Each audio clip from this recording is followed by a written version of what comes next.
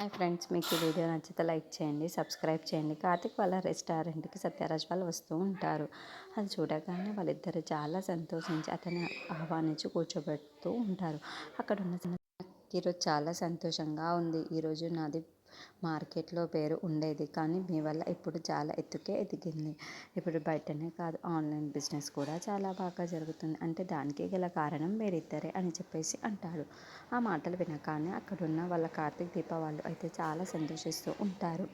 ఇంతలో అక్కడున్న కార్తిక్, నాదొక చిన్న విన్నపం ఉంది, అదేంటో చెప్పమంటారా అని చెప్పేసి అడుగుతాడు.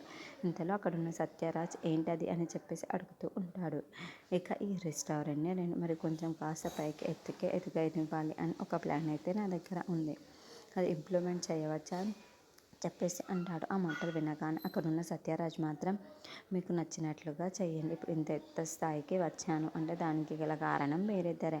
అందుకే మీకు ఎలా అనిపిస్తే అలా చెయ్యండి. నా మార్కెట్ని పైకి తీసుకువెళ్తారన్న నమ్మకం నాకు చాలా ఉంది మీ మీద అని చెప్పేసి అంటాడు. ఇంతలో ఇప్పుడు ఈ టాప్ 5 రేటింగ్ వచ్చింది అంటే దానికి గల కారణం మీరు మాత్రమే. ఎలాగైనా సరే టాప్ 5లో మనం ఉండాలి మన రెస్టారెంట్లో కన్నా అని చెప్పేసి అంటూ ఉంటాడు. ఆ మాటలు వినగానే అక్కడున్న దీప, ఖచ్చితంగా ఉంటాం సార్ అని చెప్పేసి మాటిస్తూ ఉంటుంది.